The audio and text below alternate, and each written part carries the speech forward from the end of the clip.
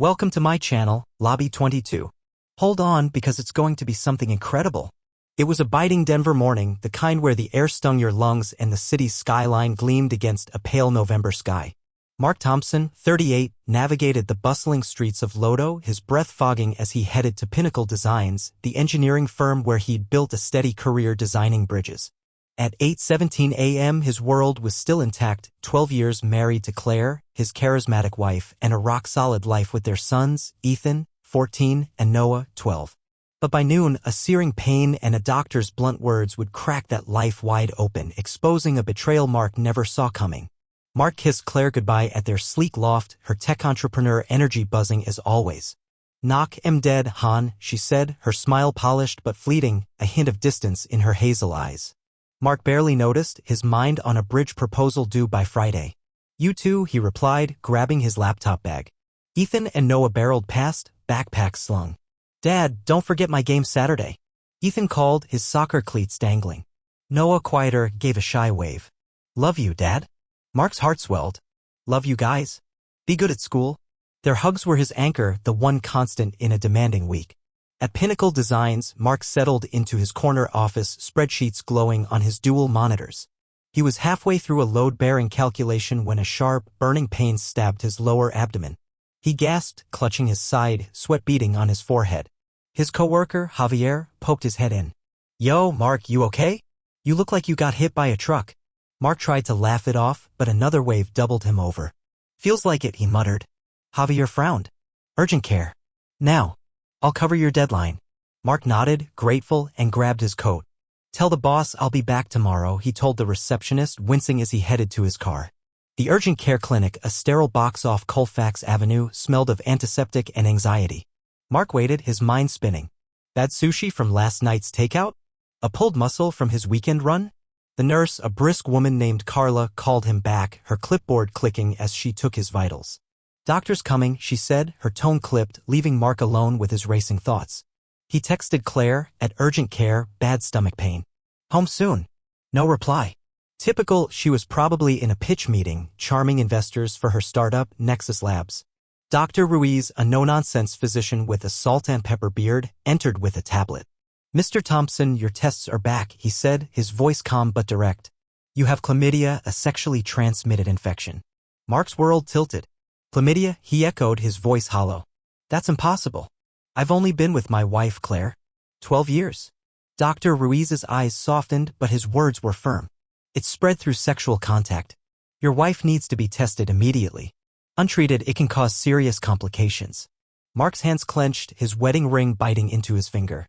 Claire? His Claire? The woman who'd vowed fidelity at their mountain wedding, who'd laughed with him over late-night coffee.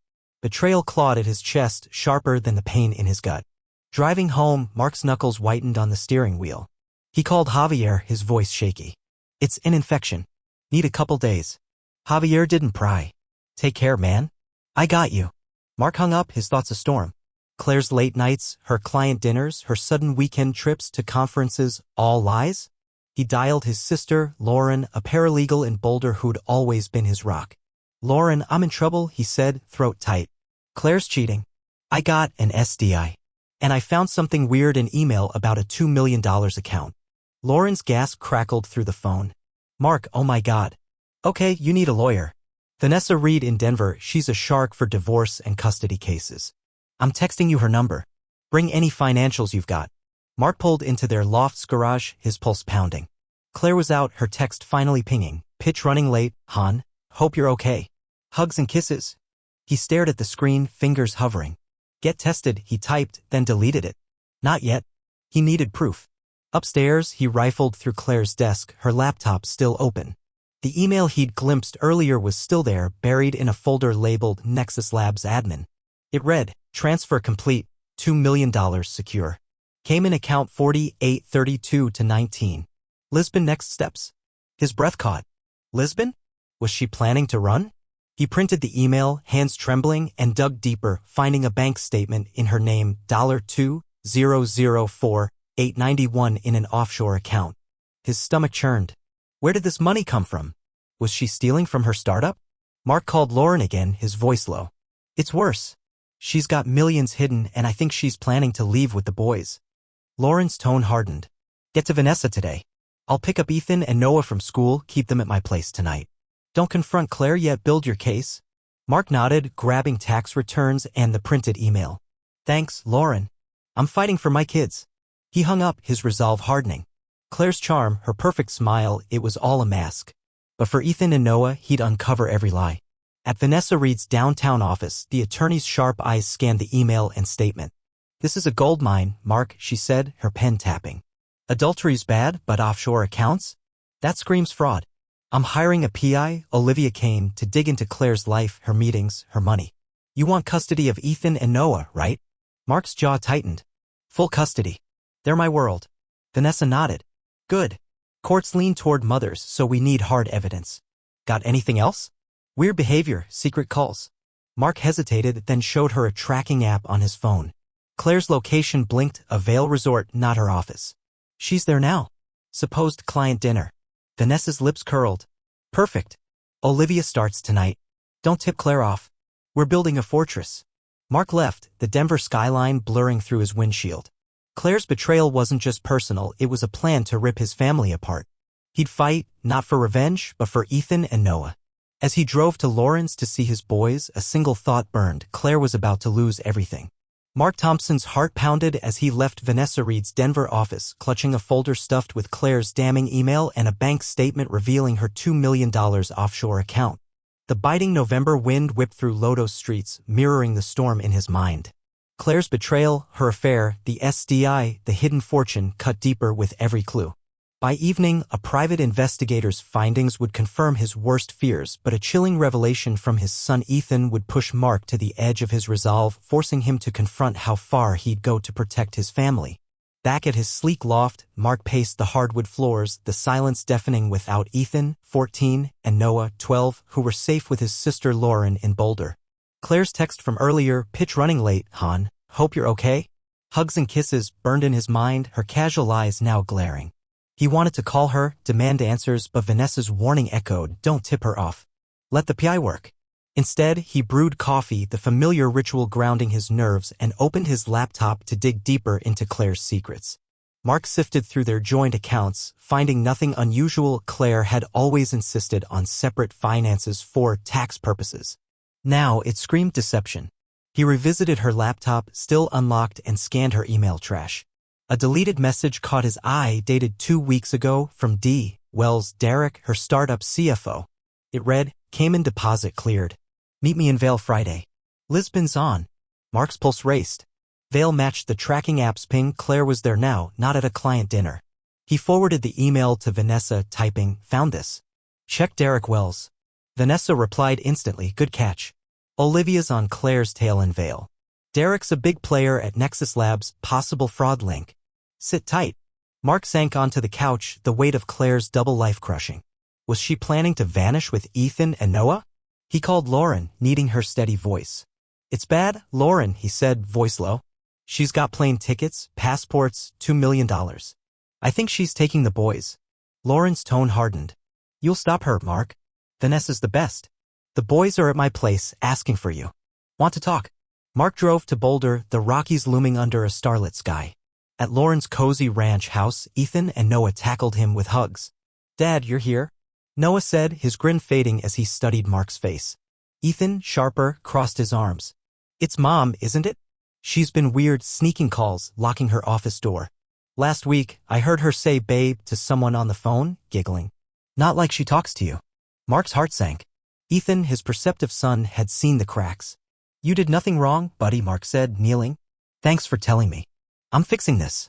He pulled out a paternity test kit Vanessa had insisted on. Quick swab, guys. Just for the lawyer, routine. Ethan's eyes narrowed. You don't think we're not yours, right? Mark shook his head. You're mine, no doubt. This is for court. They complied, swabbing their cheeks, their trust in him unwavering. Mark sealed the samples, hugging them tightly. I'm fighting for you both. Love you. Noah nodded. Love you, Dad. Ethan's voice was quiet. Mom's in trouble, isn't she? Mark sighed. Yeah, she is.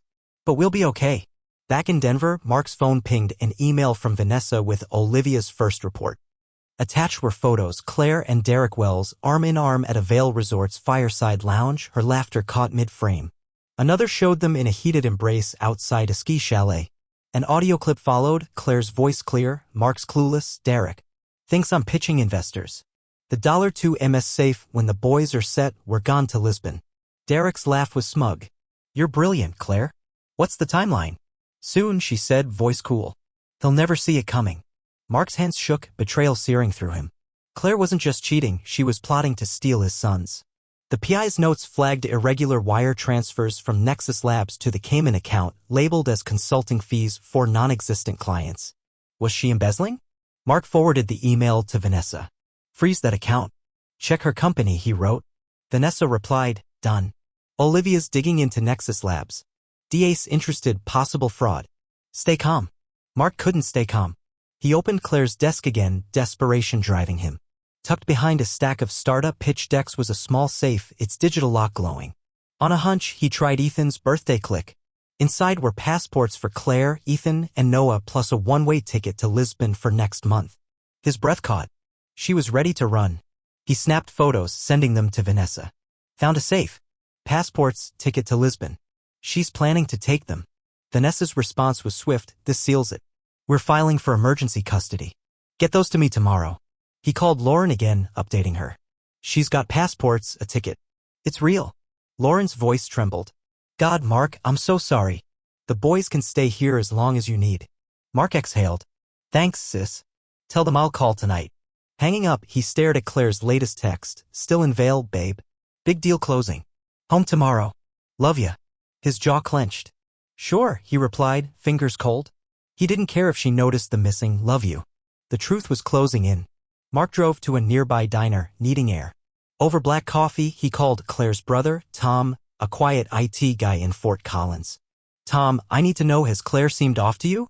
Tom hesitated. She's been distant. Mentioned a big project with Derek, always traveling. I thought it was work stress. What's going on? Mark exhaled. She's cheating. Hiding $2 million. Planning to leave with the boys. Tom's silence stretched. Jesus, Mark? I had no idea. If you split, she can crash with me short-term, but I'm on your side. Mark nodded. Thanks. Just keep this quiet. Back home, Mark sat in the dark, the safe's contents spread before him. Claire's voice from the audio, Mark's clueless, looped in his mind, each word a knife. He wanted to confront her, but Vanessa's advice held, build the case. His phone buzzed, Ethan, texting, Dad, I checked Mom's tablet. She's got flight alerts for Lisbon. Is she leaving us? Mark's heart broke. Ethan, barely a teen, was carrying this too. I'm handling it, buddy, he texted back. You're safe. Love you. Ethan's reply was a single emoji, heart. Mark leaned back, resolve hardening. Claire's lies were unraveling, and he'd protect his sons at all costs. Tomorrow, he'd meet Vanessa to draft custody papers. But as he closed his eyes, a flicker of doubt crept in. What if Claire's plan was bigger than he imagined? What if Derek wasn't just her lover, but something more dangerous? The fight was just beginning. Mark Thompson sat in his darkened Denver loft, the private investigator's photos and audio scorching his mind. Claire's affair with Derek Wells, her $2 million secret account, her chilling plan to flee to Lisbon with their sons, Ethan and Noah. The betrayal was raw, a wound that pulsed with every heartbeat.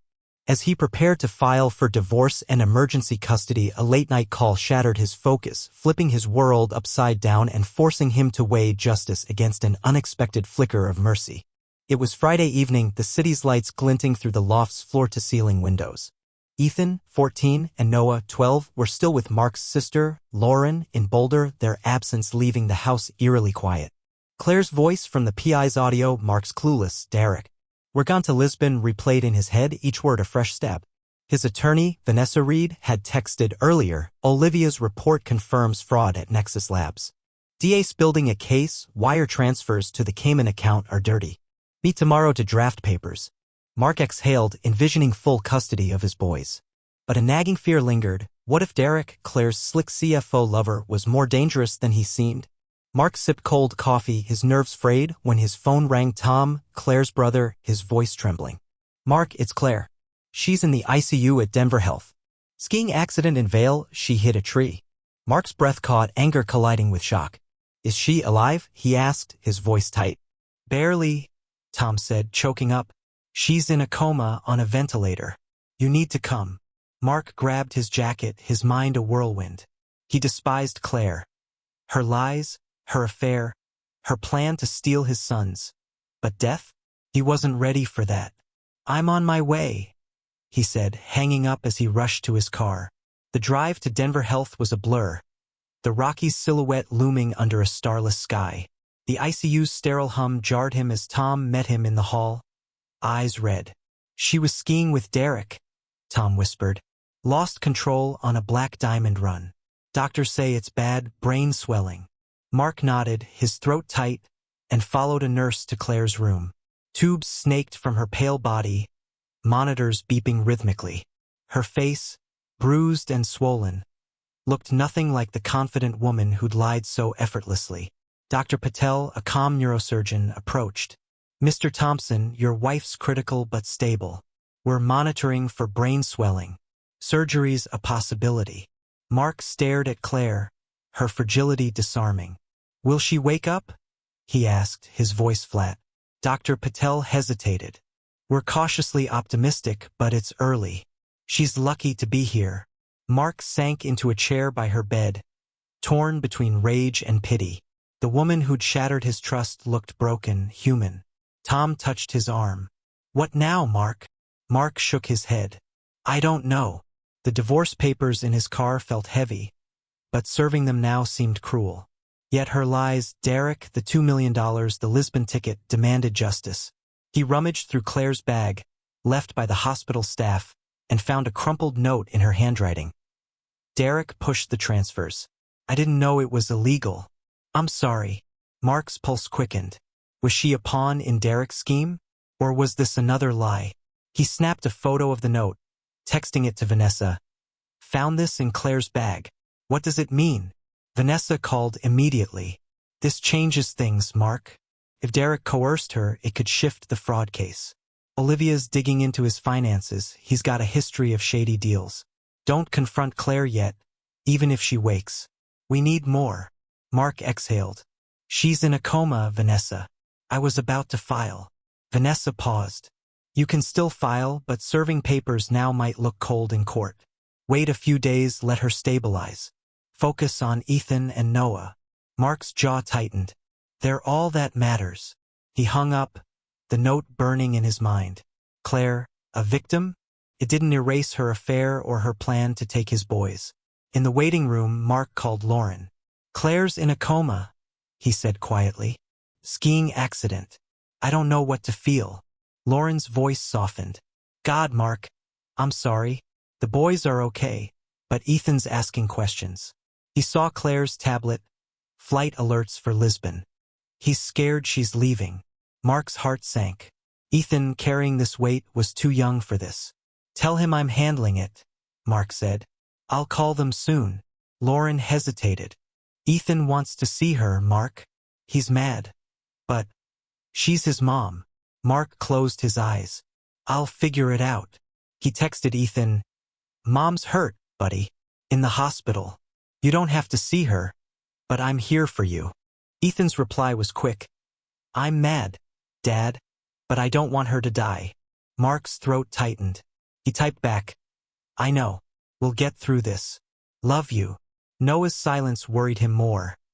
The quiet boy was retreating, and Mark couldn't let him slip away. Back in Claire's room, Mark sat, staring at her still form. He pulled out a notepad and wrote, "Claire, I know about Derek, the $2 million, your plan to take Ethan and Noah. You broke us. I'm filing for divorce and custody. Get well, but we're done." He folded it with copies of Olivia's photos, Claire and Derek in veil, laughing, and sealed it in an envelope. Handing it to Tom, he said, "Give her this if she wakes." Tom nodded, tears falling. "I'm sorry, Mark. She messed up bad." Mark's voice was steady. "She did. But I'm protecting my boys." Driving home, Mark felt a strange calm. The note wasn't vengeance, it was truth. Claire would face consequences, but he'd spared her a hospital showdown. He called Lauren, updating her. "I left a note for Claire. The boys need to know I'm fighting for them." Lauren's voice was firm. "You're doing right, Mark. Ethan's drawing, Noah's reading. They're okay for now." Mark smiled faintly. "Thanks, sis. Tell them I'll bring their favorite burgers tomorrow. At home, Mark's phone buzzed. A text from the lab. Paternity results. Ethan and Noah are yours. Relief flooded him, though he'd never doubted it. Another text from Vanessa. DA's freezing the $2 million account. Nexus Labs is under investigation. Derek's the main target. Stay strong. Mark replied, thanks. Ready for court. He sat in the dark, coffee cold, replaying Claire's audio. But now her accident and that note changed everything. Was she manipulated? Or was this another lie? His phone buzzed again. Tom. Claire's awake, Mark. She's weak, asking for you. She read your note. Mark's pulse spiked. The confrontation he delayed was here. What would Claire say faced with her lies? And how would Ethan and Noah heal from this? One thing was certain, justice was coming and Mark would fight for his boys, no matter the cost. Mark Thompson stood outside Claire's hospital room at Denver Health, his note exposing her affair with Derek Wells, the $2 million offshore account, and her plan to flee to Lisbon with their sons, Ethan and Noah, now in her trembling hands. She was awake, her lies laid bare, and the antiseptic air of the ICU felt thick with tension. Mark, 38, braced himself to face her, determined to secure justice for his boys, aged 14 and 12. But Claire's tearful confession would test his resolve, and a surprising move by Ethan would shift the path forward, leaving Mark torn between protecting his family and navigating a fragile hope for healing. It was Saturday morning, the hospital's fluorescent lights casting harsh shadows. Tom, Claire's brother, met Mark in the hall, his eyes weary. She's read your note, Tom whispered, his voice heavy. She's a mess, Mark. Wants to see you. Mark nodded, his jaw tight. Ethan and Noah were still with his sister Lauren in Boulder, and their reactions to Claire's accident weighed on him. Ethan had texted last night, I'm mad, but I don't want her to die. Noah, quieter, hadn't responded to Mark's check-ins, his silence a deeper wound. Mark's mission was clear, full custody, no compromises. But Claire's crumpled note, Derek pushed the transfers. I'm sorry, nodded him. Was she a victim, or was this another manipulation? Inside, Claire lay frail, her face pale, eyes red from crying. Tubes snaked from her arms and monitors beeped steadily. Mark, she rasped, tears streaming. I'm so sorry. Mark stood firm, arms crossed, his voice cold. Sorry doesn't cut it, Claire. You cheated with Derek, hid $2 million, planned to take Ethan and Noah to Lisbon. I trusted you for 12 years. Her sob broke the quiet. I was lost, Mark. I felt trapped running Nexus Labs, being a mom, a wife. Derek made me feel alive. The money was supposed to be security, then he pushed for more. I didn't know it was illegal. Her voice cracked, but Mark's gaze didn't soften. Trapped, he said, his voice low but sharp. You laughed about fooling me, Claire. Recorded it. You booked tickets, got passports. That's not trapped, that's betrayal. He held up the envelope, her note inside. This says Derek coerced you. True or another lie? Claire flinched, wiping her eyes. It's true. He handled the transfers, said it was legal. I was stupid, Mark. I hate myself. Please, don't take the boys. Mark shook his head. You broke their trust, too. Ethan heard your calls, saw your flight alerts. Noah won't even talk about you. I'm filing for full custody. Tom stepped in, his hand on Claire's shoulder. She's telling the truth about Derek, Mark.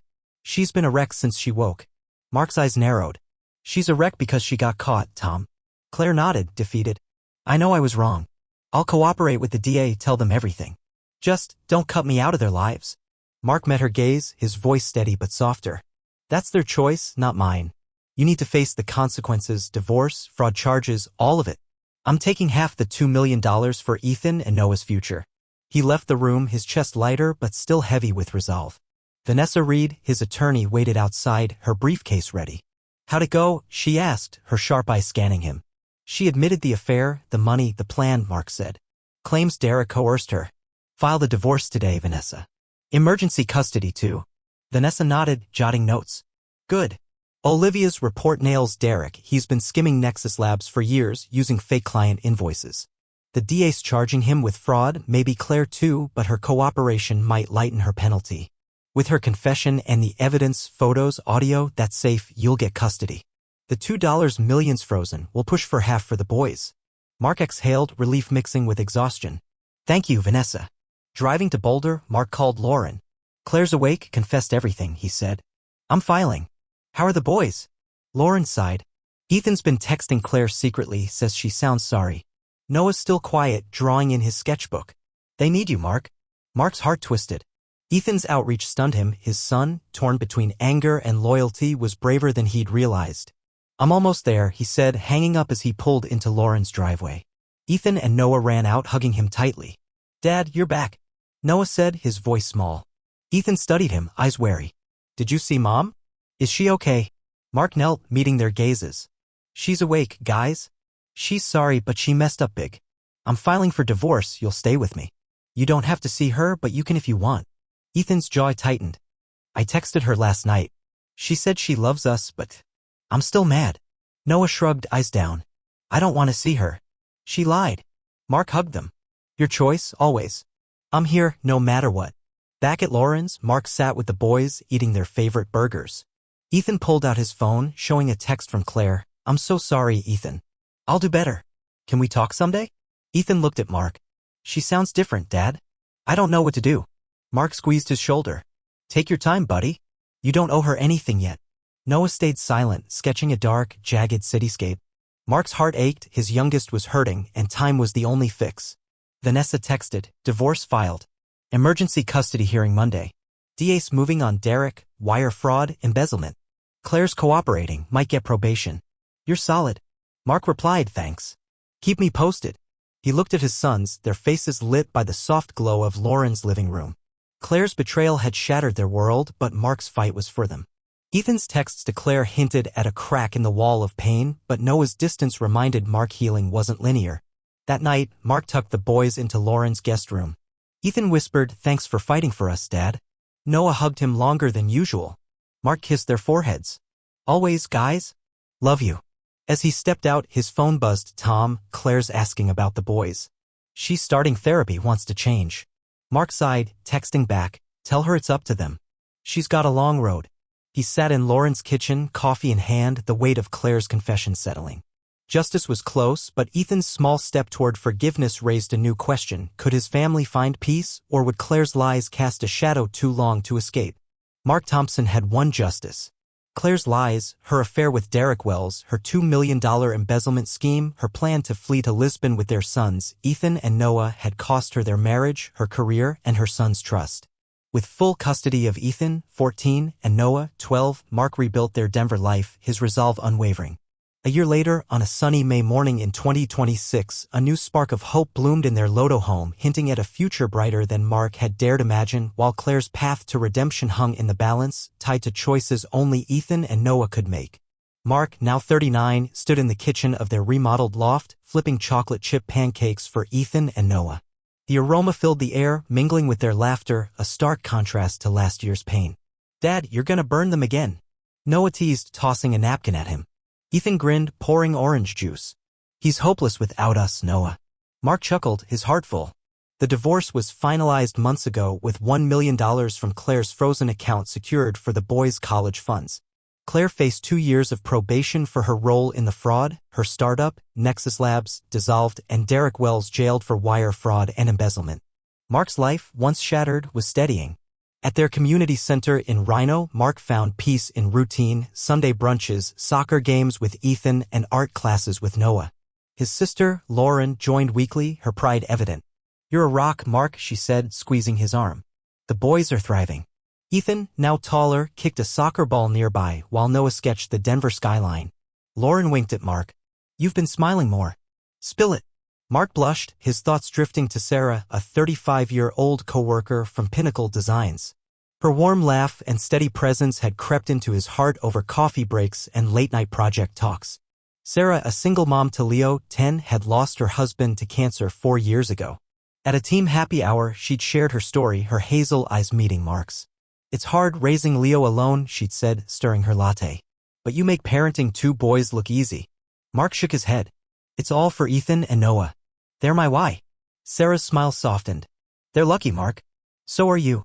Her hand brushed his, sparking a warmth he hadn't felt since Claire's betrayal.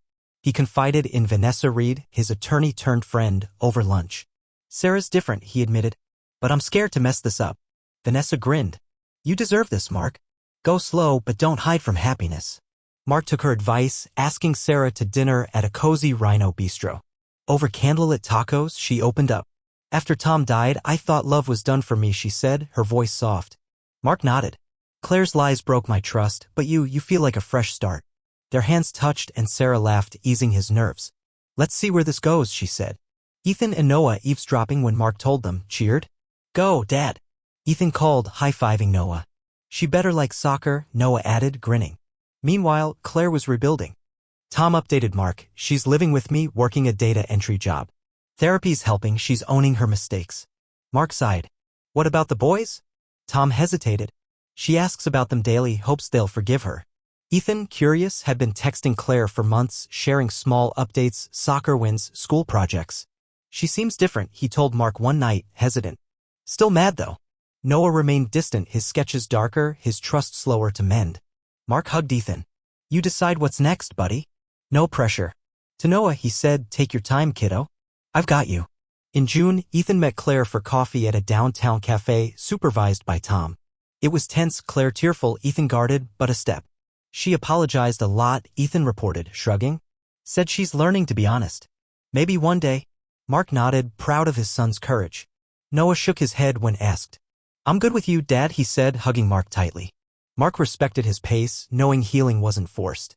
By summer, Mark and Sarah were steady, their kids blending like a patchwork family. Leo and Noah bonded over comic books while Ethan coached Leo in soccer drills. At a community barbecue in Commons Park, Sarah laced her fingers with Mark's, Leo cheering them on. You're happier, Dad, Ethan said later, smiling. Sarah's cool. Noah agreed. Just don't mess up pancakes again, okay?